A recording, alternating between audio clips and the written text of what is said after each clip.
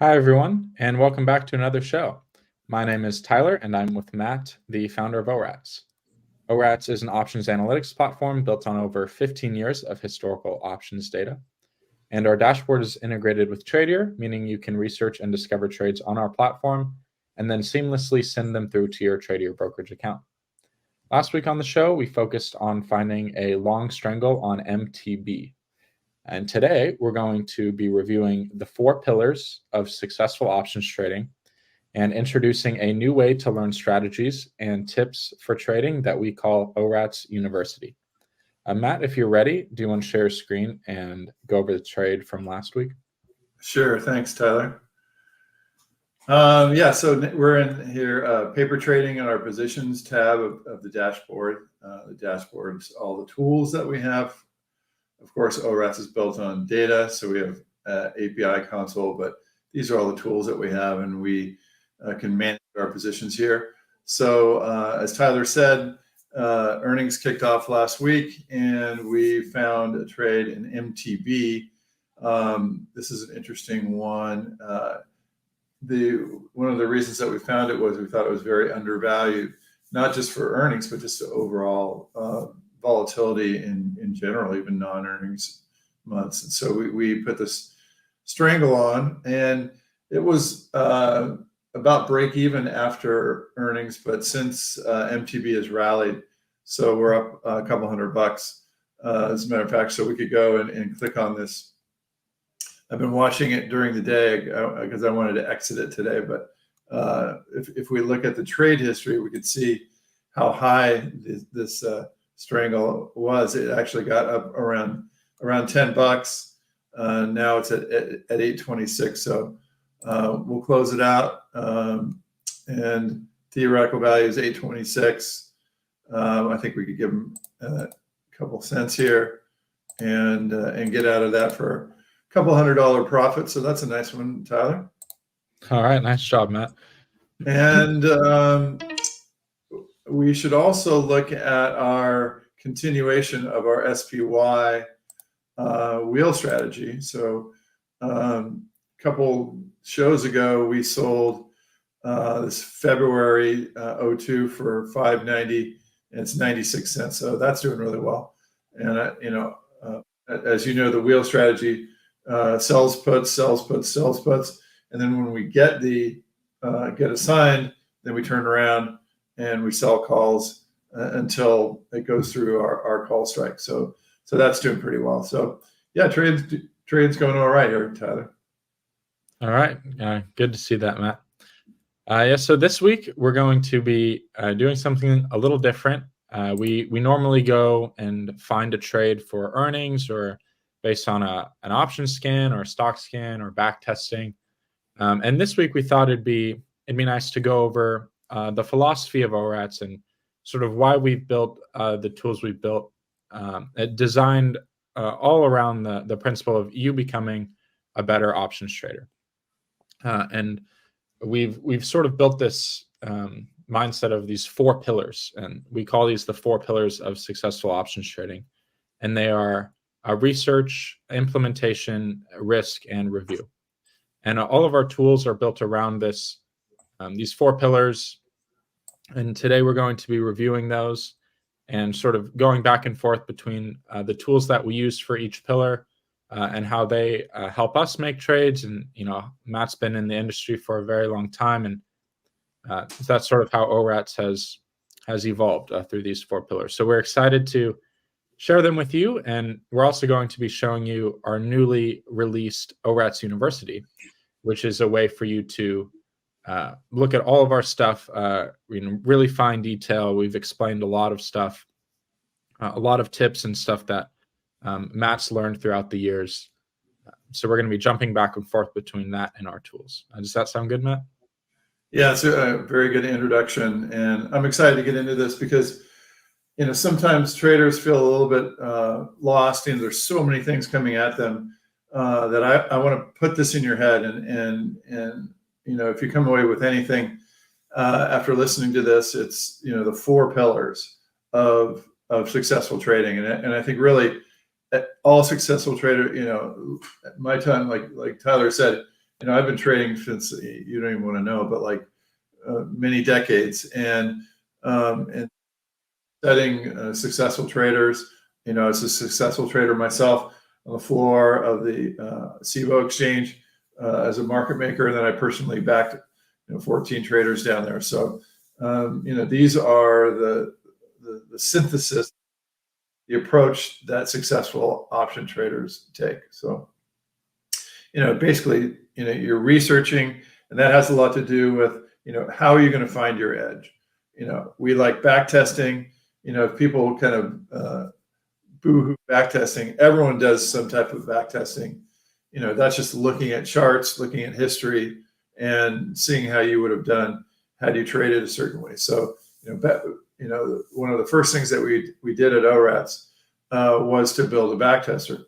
Actually, I should say the first thing that we did was create proprietary calculations, and we did that in the market making as well, because you really need to find your edge. And then once you find an edge, then you want to do some testing to figure out the best way to trade that. And then have the other types of pillars that are going to be important for you to take care of. How you're going to implement your trading. Whether market maker or a trader. If you're a trader, it's a lot different. Upstairs trader. And then, that has a lot to do with scanning. We're going to get into the details of it. And then you got to watch your risk. Always watch your risk. You don't want to have a chance of blowing out. Always, there's so many little risks. And as a market maker, you really learn them because you're taking the opposite side that other people are trading. But as a instigating trader, you still have a lot of risks that you need to manage, and we'll talk about those. And then having the chance to review, really journal, really think carefully about how you did, and if you have a good system for review, you'll find maybe what is your niche. You want to find what is your competitive advantage. You always want to be thinking about that. And then trading strategies, they don't last forever, so you have to watch it and make sure that your edge is continuing what your assumptions were. And that's why it's nice to have a back test, because you could look at the back test and look at how it was performing. Is it still performing the way you expected it to, or do you need to go back to the drawing board and start it over again? So that's kind of in general what the pillars stand for. Tyler, does that sound all right?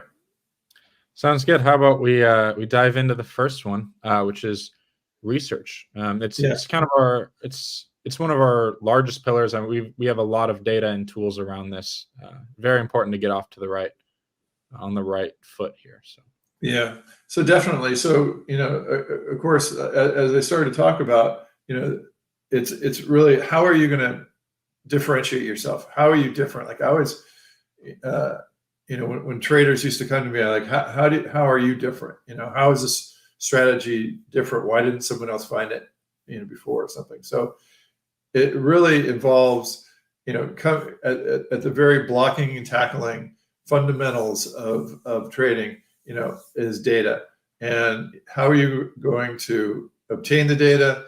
How are you going to do the calculations? And can you do these calculations consistently and with the speed that you need? So that's what ORATS is really focused on. That's one of the hardest things, was coming up with a very good system to kind of summarize these millions of options that are out there and do it the right way. And so that's one of the first things. So you start with this data, and then you could start to say, okay, well, how are we going to use those data as indicators? As are they more like a theoretical edge? So one of the things that we do is come up with one of the first things that we did was come up with a smoothing apparatus. So here's just the MTB that we were looking at earlier. But one of the hardest things I did as a software designer, having a software firm, it seems a little silly, but just drawing this orange line that you see in all these expirations is super important.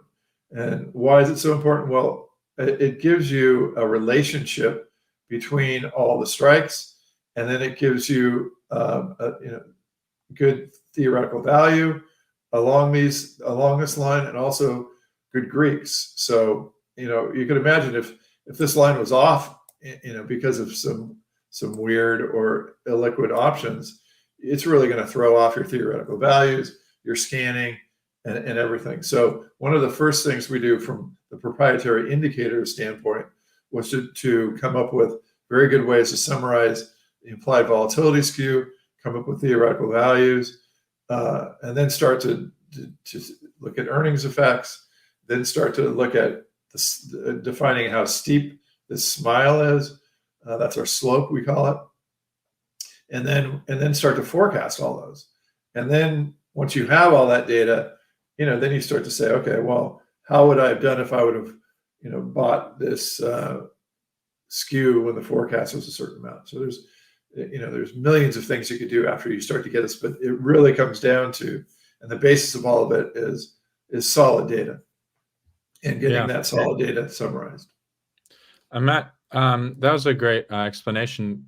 I just want to show, go back to ORATS University, and we've sort of explained this process in depth from the beginning, and how we've developed these indicators over time and the purpose of them. If you go through, you can see option pricing models and sort of how we've developed the SMV process, and then what it means when it comes to earnings, X earnings volatility, contango and skew and slope, and all these indicators that we've calculated. We've explained sort of how we've got there from A to B. So Matt, that was a great overview, but you can learn more in detail at ORATS University. Thanks. Yeah, and then so once you get these, then that's why we developed the backtester. So then you could come up with ways to really use your great data the best way possible. And once you have backtests, we're doing a lot of things like, what if you combine a couple backtests? Like, what if you combine a long put with a short straddle? What if you combine a calendar with a diagonal?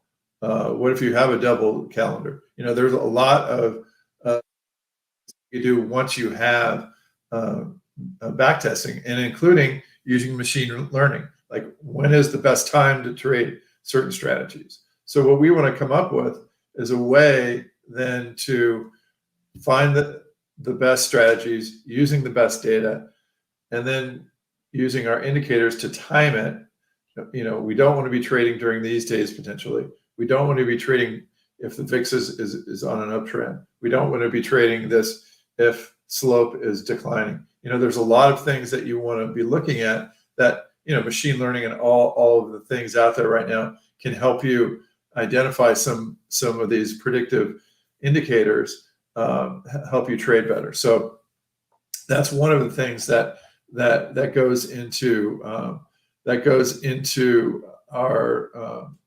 the pillars here is research, is machine learning, and then getting that edge using those proprietary indicators, and then also using theoretical values once you start trading. And then once you come up with a strategy, there are best practices. You want to trade out of sample. You don't want to overfit. You want to, we could implement these on different symbols. We can, do forward testing with this, which basically could involve just updating the back test, and then we could do paper trading, and then just small trading of it. But what I said so far, you might say, wow, that sounds pretty complicated. Like, how are you going to manage all these things? When to get in, when to get out, if this indicator is doing this, if this indicator is doing that. So that really brings to the second pillar, is implementation. And really, your research doesn't do any good unless you have really good implementation. So when you're thinking about research, you have to think about the ability to trade it, to implement it, to when you're coming up with these trading plans, can you really do it? And so again, ORATS, we've really built our our company on this mission of research, implementation, risk management, and review. So implementation is really critical, and that's why we built a lot of the things that we've done. For example, you could go directly from a back test. The ideas here, because the trade ideas is just searching through the best back tests, and I could I like to search for these based on our theoretical edge, so the forecast edge. So we have a good theoretical edge here in a IWM long put calendar. So you can see now I've gone from a back test, and actually I'll step back because, sorry about my throat. I've been talking too much. So we've gone from this back test here that we've identified through looking through the trades and millions of back tests. We've gone from this type of back tests, and where we could look at the trade logs. We could look at a monthly return. So this looks a lot like a hedge fund might look. And once we like this strategy, then we could scan for other options. We could find similar back tests. That's part of the best practices that I talked about earlier. And I just want to kind of interrupt and say this scan for options is a neat part of the implementation process, and it that sort of bridges the gap between the research, which is the back test, to the implementation. You can go directly from one to the other in our tools, and we also have a stock scanner, and like you said, the trade ideas, and I'm sure you're going to get into the market intelligence in a minute, but a lot of different ways to approach this implementation. Right, and this is a fairly intricate strategy here, where the RSI is currently overbought. The percentile, IB percentile, is moderate, and then when you get in, there's a stop loss and a profit target. So so you're going to have to be able to see that trade. You could scan. Our scanner helps you out. Once you find the trade, then you have, and you could add your alerts in there, your profit alerts, 50, and then make yourself send this off. And then actually, Tyler, should we just treat this as our trade for the day? Yeah, why not? It's showing up on the trade ideas with you sorted by forecast edge. So you can read more about that, our theoretical edges in ORATS University. But the forecast edge, it takes our forecasted volatility surface from our S&B process and boils it down to our forecast of slope and X earnings volatility, and then sort of calculates a theoretical price of the trade based on those forecasts. And then when we compare that to the market price, that's our edge. So that's sort of where the forecast edge is coming from. Right. And so what we'll do is we'll just, we'll put this trade on, and then we'll check it out. We'll check it out next week. So I'll just force this at this price, and all right, cool. So that'll be our trade for the week. So we keep our streak alive. Great. Yeah, but what we were talking about was the ability to then manage that type of a trade, where now if any of those profits or loss limits are breached, then I get an immediate signal. Eventually, you could just send that trade when those are breached. So this is an important part of the ability to implement these trades with all this research, is this implementation. And as you can tell, that took scanning, that took exit alerts, and then also theoretical values, and also risk management is the next thing that you want to be considering when you're sizing up or implementing these strategies. So could we jump to the next one? Do you have anything more on implementation, Tyler?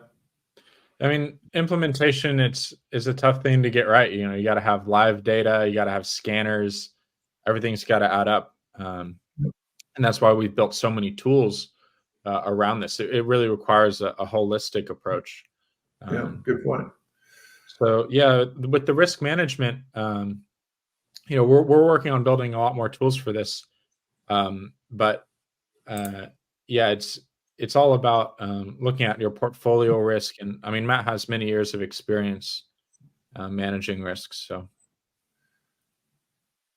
yeah, and it's about portfolio risks, but also max gain, max loss, and what are your Greeks showing, and then in your edges here, and where did you make money? So a lot of this is involved in risk management that we have on there, and we're continuing to add to this. But especially when you start saying like, this is my systematic strategy. I want to have X amount of thousands of dollars in here, and then that could even fit under another umbrella with ETF calendars. I want to have X amount in there. So one of the things that we do calculate is buying power for this particular one. So that's how we're able to then integrate risk management with the implementation. To again, seeing how all these are tying together, how research, implementation, and now risk management integrates with all these, super important. And because you want to keep your size in your back testing, you want to watch the drawdowns and how much you can handle, and so that helps. Kelly criterion help you size up your each strategy that you have out there, how to invest in your nest egg. So this is risk management, very important on that. And also you could look at what we looked at before was these risk size, max gain, max losses. That's important, and also it's important to look at the worst case scenarios. What is the worst case scenario, and are we still going to be okay? Are we live another day and trade if that happens? So all these are part of risk management. Whether it be your portfolio levels, can you handle that? At a sector level, can you handle that? At a stock level, can you handle that? So that's what we think about when we think about risk management, Tyler. Yeah, really, really critical part of the pillars, and very key to becoming a successful trader.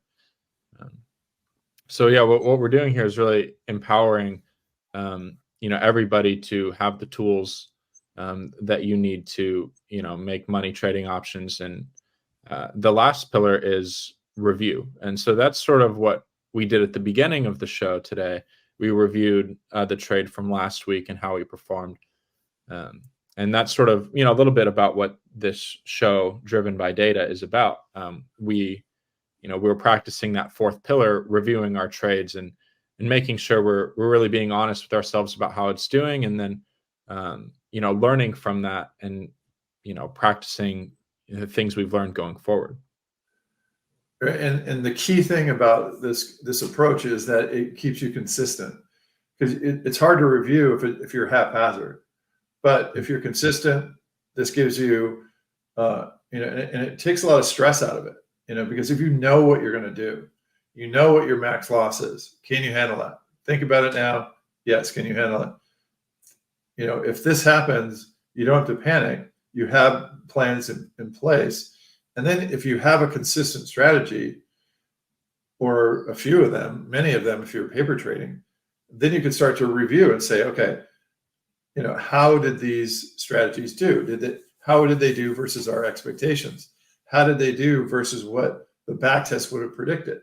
This is super important that a lot of people overlook. And one of our next focuses is going to be, journaling these trades, tagging the trades, putting them all together, and then seeing how you did and answering those questions. Did it follow the backtest? And then you could also figure out, well, I'm a lot better at this type of strategy. But I should caution you too that I see a lot of people that use journals kind of chasing their tail. Oh, this strategy did well, over the last month. I'm going to move over there. Well, when you've done your research, our research goes back to 2007. So that's a very long-term approach. So you don't want to be jumping back and forth. The review process is just to say, is it behaving like we expected? And if you have that approach, you're not going to be jumping all over the place. You're going to be able to follow through on these strategies and make sure they do well when you expect them to do well. And if they aren't doing that, or if they're doing poorly when you expect them to do well, maybe that's a time to look back over your research, your implementation, your risk management. Where did we fall short? So that's the entire thing to me. And then it's circular. That's why we drew the circle around it. Is you want to keep going, and you want to then continuing to do research, continuing to improve your implementation, continuing to look at risk management, other ways to look at risk management, because risk management could have been the problem. You could have missed something in the risk. Implementation could have been the problem. You could have have too much slippage, or your research might have been the problem. You overfit, so your whole strategy wasn't working as it can be. So that's all part of the review, to review all the pillars and make sure that you're continuing to do this. It's a circular approach. It's a continuous approach. It gives you discipline, and it gives you consistency, and hopefully it'll make you a much better trader. How about that, Tyler? Very good tips. I can tell you're passionate about it, and you really want people to take these lessons to heart. So it's that's what we've built ORATS around, these 4 pillars, and that's why we've launched so many of these tools. And we're keeping up too. We're making more tools, to just enhance these pillars and make sure that you have the resources at your disposal to make smarter trades and become a better options trader.